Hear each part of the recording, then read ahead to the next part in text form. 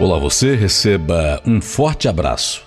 Aqui, professor Chalegre Filho, mais uma vez.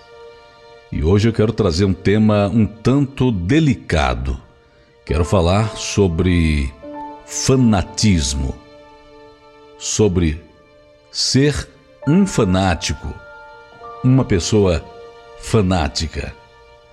O dicionário define fanático como aquele que segue cegamente uma doutrina ou partido. Estou me referindo aqui ao dicionário Aurélio. O termo não está ligado unicamente a doutrinas políticas ou religiosas, pois tudo aquilo que leva o indivíduo ao exagero é considerado como forma de fanatismo. Fanatismo é o zelo religioso obsessivo que pode levar a extremos de intolerância, faccionismo partidário, adesão cega a um sistema ou doutrina, dedicação excessiva a alguém ou algo.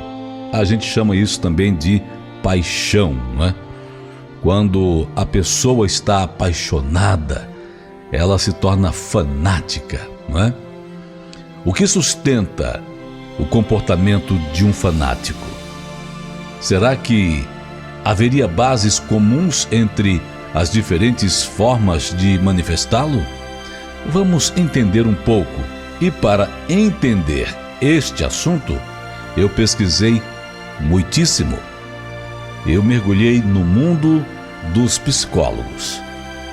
De uns tempos para cá, as pessoas estão manifestando opiniões cada vez mais radicais. É ou não é verdade?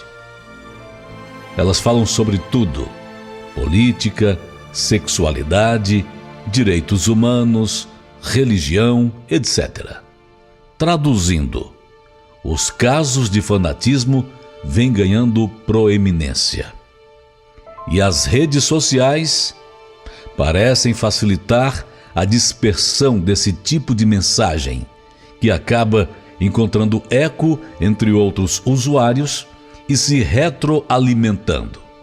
Trata-se de discursos cheios de extremismo, de uma obsessão descontrolada por um conceito, um personagem ou uma pessoa, algo que acaba sendo prejudicial tanto ao fanático como para quem convive com ele. Você pode perguntar, mas o que está por trás do fanatismo? Seria uma forma de ocultar fragilidade e insegurança? É importante entender as bases dessa radicalização, até mesmo porque não se trata de um movimento exclusivo aqui no Brasil, mas que vem ganhando força em todas as sociedades.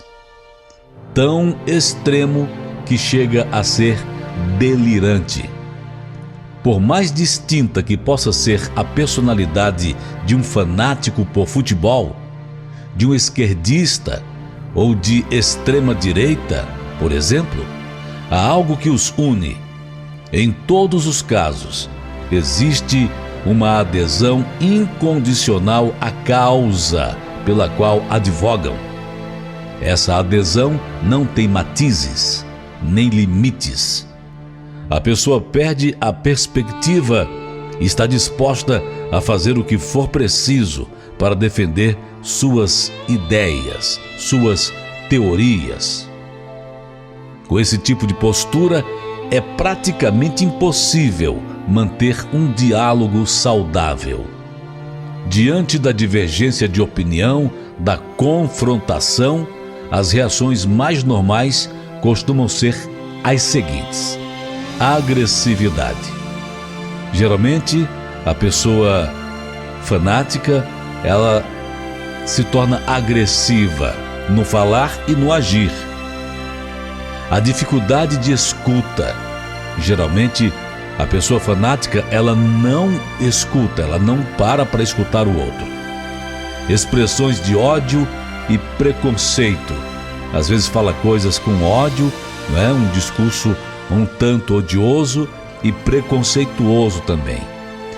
Estreiteza mental. É aquilo e acabou, não é?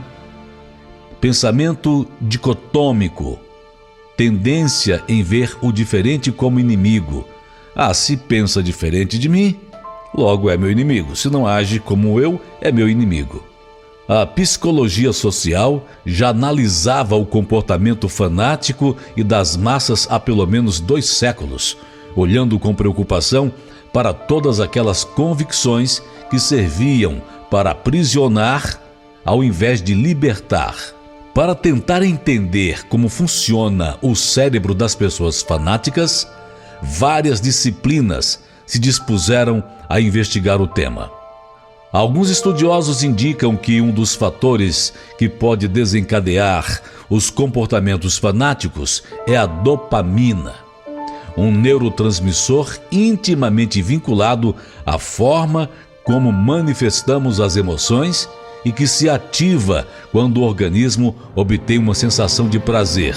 Foi descoberto que sua ativação é proporcionalmente mais potente quanto mais inesperada é a recompensa, e que o cérebro rapidamente se acostuma a essas recompensas neurológicas. O impulso de seguir buscando-as, com a vitória do time, com a preponderação das visões políticas, etc., não deixaria de ser um impulso neuroquímico. Por outro lado, psicólogos especializados em comportamentos violentos afirmam que é mais fácil que um fanático mude o foco do seu fanatismo do que passe a adotar um comportamento tolerante. Isso estaria associado a uma estrutura mental adquirida, permeada por distorções cognitivas. Além do mais, o fanático tende a dividir o mundo entre os que pensam como ele e os outros, coisificando o inimigo. As consequências desse tipo de comportamento é a falta de empatia e de compaixão. Para muitos especialistas, o fanatismo é uma resposta à insegurança e o medo ao julgamento dos demais, funcionando como um escudo de proteção.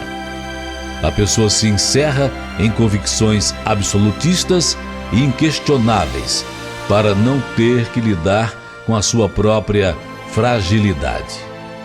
É possível que você conviva com uma pessoa fanática, um fanático religioso, um fanático político, um fanático por futebol, um fanático por artistas, enfim.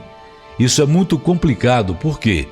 Porque exige maturidade, exige respeito, consideração. Uma coisa que o fanático não tem pelos outros. Ele é absolutista, é aquilo que é e acabou, é o que ele pensa e não foge disso, não aceita opiniões contrárias. Vamos entender que uma coisa é você ter princípios, e princípio é algo que não se mexe. São coisas inamovíveis. Os princípios não podem ser mexidos. Princípio é princípio, mas há coisas que não são princípios e não ferem os princípios. Sendo assim, nós podemos ser equilibrados, defendendo os princípios e ao mesmo tempo sendo amáveis, cordiais, tolerantes, para que não venhamos a manifestar um sentimento também grosseiro, um sentimento de afastamento das pessoas do nosso convívio, não é verdade? Então, veja só, Jesus teve que enfrentar na sua época muitos fanáticos religiosos, os fariseus, por exemplo, não é? E Jesus lidou com eles com muita sabedoria. E Jesus os chamou a atenção em vários pontos para que eles pudessem recobrar a sua consciência de que estavam errados. Agora, isso é fácil? Claro que não. É óbvio que a verdade, ela não pode ser posta, como muitos colocam, num campo de relativismo. A verdade é relativa, cada um tem a sua verdade. Não, verdade é verdade, sempre será verdade. Não podemos relativizar a verdade. O que é certo, o que é errado e ponto final. Isso a gente não pode abrir mão do princípio. Agora, se em determinado assunto alguém discorda de mim e eu desse alguém, eu preciso entender que eu tenho o meu ponto de vista e que devo respeitar o ponto de vista do outro. Porque nós não somos iguais. Deus não fez robôs, máquinas, pessoas realmente com tudo igual, não é? Pensamento igual, rotina igual, nada disso. Deus fez pessoas diferentes, sim, em vários aspectos, emocionais, físicos, mentais, e é por isso que nós precisamos buscar compreender o nosso semelhante. E aí entra uma coisa chamada empatia. Ser empático, que é nada mais, nada menos do que se colocar no lugar do outro para entender as suas dores, para entender as suas lutas, para entender aquelas situações que são para o seu semelhante difíceis. Então nós precisamos nos colocar no lugar do nosso próximo, do nosso semelhante. Por isso Jesus foi muito claro quando ele disse assim, orem pelos que vos perseguem, bendigam os que vos maldizem. Agora pegou, não é? Então agora ficou pesado o negócio, porque Jesus disse que nós devemos amar os nossos inimigos, orar pelos que nos perseguem. Como assim? Isso é mais que empatia, isso é amor na prática, é o amor na essência. Podemos sim, ter nossas opiniões, podemos ter nossas divergências, sejam elas religiosas, políticas, enfim. O que não podemos é perder o respeito pela pessoa humana, o respeito pelo ser humano. Não podemos perder o carinho, o amor, o bom trato. Isso não, porque quando nós perdemos isso, perdemos a razão. E quando se perde a razão, como já podemos imaginar, a pessoa se torna irracional. E quando ela se torna irracional, não vai produzir nada que seja produtivo, não é? Nada que seja bom. Então, é preciso parar e pensar. Jesus é o nosso maior exemplo em tudo. Eu disse em tudo. Então, quando a gente analisa a vida de Jesus, como ele lidava com as pessoas das diferentes classes, desde as pessoas ricas e abastadas, quanto a plebe, Jesus lidava com cada um de uma maneira carinhosa, amistosa, de uma maneira em que ele podia expressar e as pessoas sentiam. Mesmo quando ele falava palavras duras, as pessoas sentiam amor em suas palavras. Não eram palavras de ódio para machucar, para ferir, tendo prazer nisso. Não. Ele, quando dirigia palavras duras a alguns, dirigia para que eles parassem, pensassem, pudessem raciocinar e recobrar a razão. Então, nós também devemos ser assim. Nós também devemos agir da forma que Jesus agia.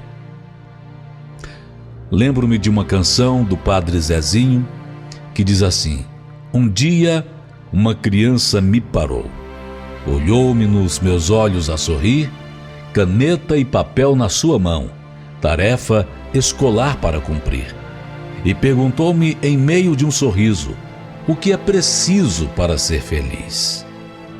E aí vem a resposta: amar como Jesus amou, pensar como Jesus pensou, andar como Jesus andou, viver como Jesus viveu, sentir o que Jesus sentia, sorrir como Jesus sorria. E ao chegar ao fim do dia, eu sei que eu dormiria muito mais feliz. Jesus é o nosso exemplo. Fuja do fanatismo e de tudo aquilo que pode fazer com que você venha a magoar o sentimento das pessoas. Lembre-se, eu não estou falando de você não defender os princípios. Princípios são inamovíveis. Estou falando de tratar o ser humano, uma pessoa humana como você, e tratar com humanidade, com respeito, com carinho e com amor. Shalom Aleichem, paz seja com você. Lembre-se sempre, Deus é bom o tempo todo. O tempo todo, Deus é bom.